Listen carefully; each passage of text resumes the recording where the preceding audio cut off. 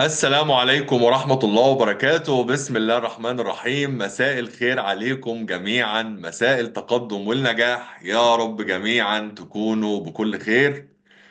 بسم الله الرحمن الرحيم. يا رب علمنا ما ينفعنا وانفعنا بما علمتنا وزدنا علما، اللهم امين يا رب العالمين.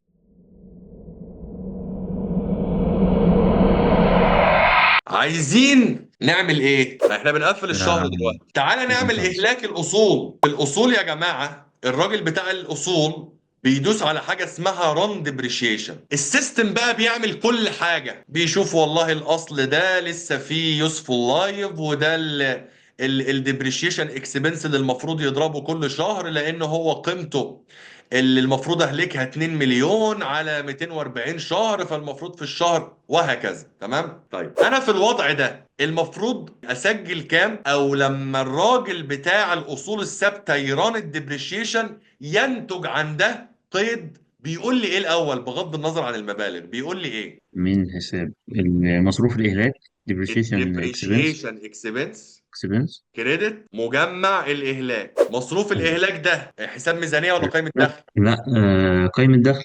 قائمه دخل. والاكيوميليتد ديبريشيشن ميزانية. ميزانية. حساب تقييمي، حساب تقييمي للأصول، نعم. حساب تقييمي للأصول. بظهر كده في الميزانية الأصول بالقيمة اللي أنا اشتريتها بيها، مخصوم منها مجمع الإهلاك. يبقى يا قارئ القوائم، الأصول أنا اشتريتها بكذا، أهلكتها بكذا، قيمتها الدفترية أو النت بوكينج فاليو أو القيمة الدفترية بتاعتها كذا. طيب ديبريشيشن اكسبنس، اقول ان انا هعمل ديبريشيشن اكسبنس واحد اتنين تلاتة اربعة، وهنا برضو واحد اتنين تلاتة اربعة. اوكي، وده اللي بيحصل في الواقع العملي. ايوه، هنا ديبريشيشن اكسبنس للايه؟ للبيلدينج، وهنا ديبريشيشن اكسبنس للاوفيسز، وهنا ديبريشيشن اكسبنس documents. للاوفيس equipments، وهنا depreciation expense للهاردوير. ونفس القصة هنا accumulated depreciation للbuilding،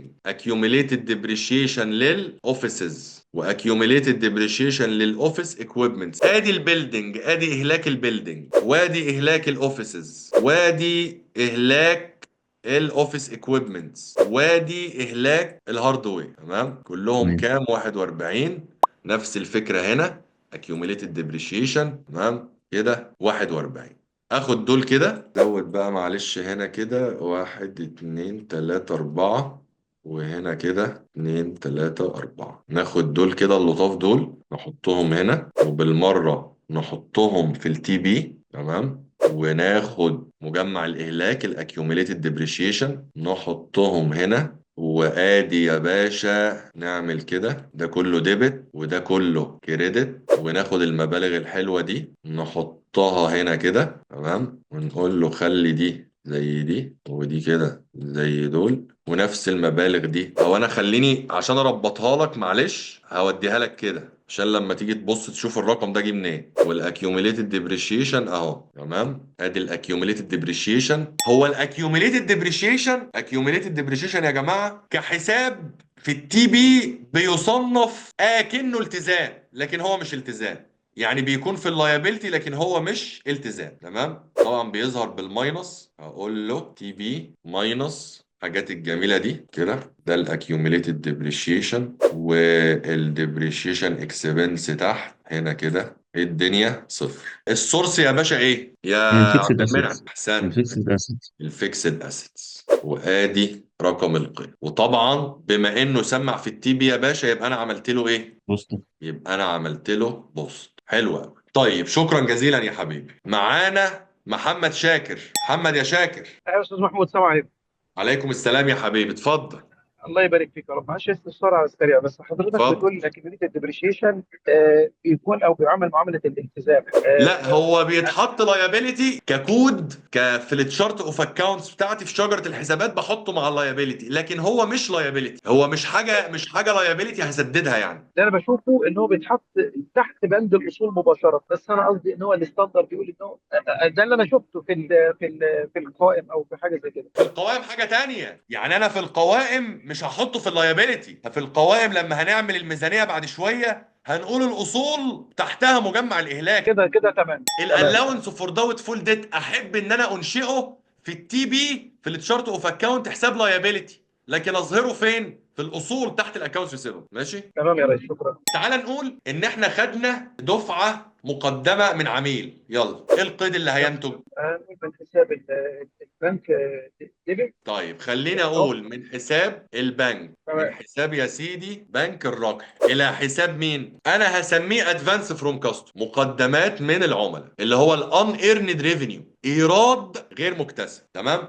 طيب السورس بتاع الحركه ايه؟ مين المحاسب اللي عمل الحركه؟ المفروض محاسب التريجري اللي استلم الفلوس، استلام الفلوس عند بتاع التريجري. يبقى انا اعمل كده يا باشا. يبقى انا لو هقول التريجري ما ينفعش اقول ادفانس فروم كاستم. ليه؟ لان بتاع التريجري ملوش دعوه بحسابات العملاء، ليه دعوه بحساباته. يبقى لازم هنا وسط حساب. تمام، اللي هو الكاش كليرنج اكونت. الكاش كليرنج اكاونت. الكاش كليرنج اكاونت لما حد بينشئه بيكون بيبصيه، عارف بيبصيه، بيعمل له باص، بيمرره للتريجري. لكن التريجري دلوقتي تمام. عايز يوسط حساب يمرره لمين؟ ده بتاع الاي ار.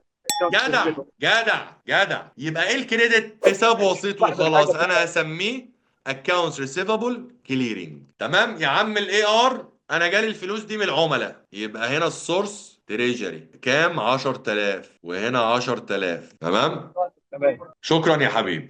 طيب علي محمد جي 23. يا علي، ايوه. علي القيد ده عملناه في التريجري. بعد كده الاي ار المفروض يروح يعمل ايه؟ ناخد عايزين دفعه نثبت مقدمه. الدفعه المقدمه اللي العميل دفعها. كبنك خلص، كتريجري خلص، قال انا حساب البنك بتاعي دخل فيه 10000 دولار، حساب البنك اللي في الشركه، لان حساب البنك كشف الحساب اللي جاي لي من البنك فيه 10000.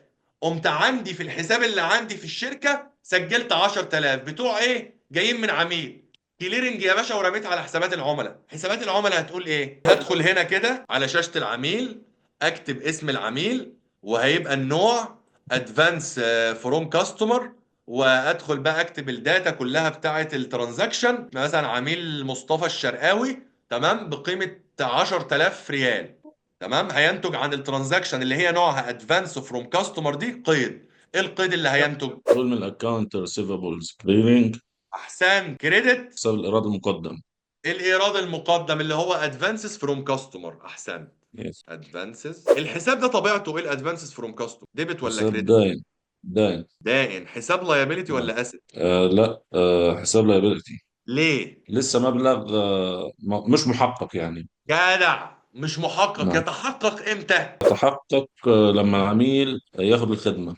ياخد الخدمه او يستلم البضاعه. نعم. تمام. هنا السورس ايه يا باشا؟ اي ار. الاي ار. نعم. اي ار حسابات العملاء. ادي رقم القيد، ادي بنك الرقحي اتضاف عليه 10000. صح كده؟ مظبوط. وعملت حساب اسمه accounts receivable clearing، رصدته بكريدت 10000. مظبوط. بكريدت 10000. وبعدين حساب الكليرنج ده رصدته وانا بثبت بقى في الاي ار بديبت 10000. صفر. وبقى عندي تمام. حساب اسمه ادفانس فروم كاستمر، احطه هنا كده فوق مع الاصول. صح كده؟ تمام. ايه اللي تمام؟ لا، مع الالتزامات، انا اسف. اصحى معايا مع الالتزامات. كريدت التزام عليا لانه لم يحقق، لان الخدمه لم تقدم. انت لم تحقق دي عجبتني قوي. في حاجات كده بسطني. لم يتحقق الايراد، يتحقق نعم. تقديم الخدمه او تسليم البضاعه. مظبوط. اهو خلاص. مصفر تحت. مصفر تحت. تمام. صفر تحت. اوكي. اوكي. شكرا جزيلا.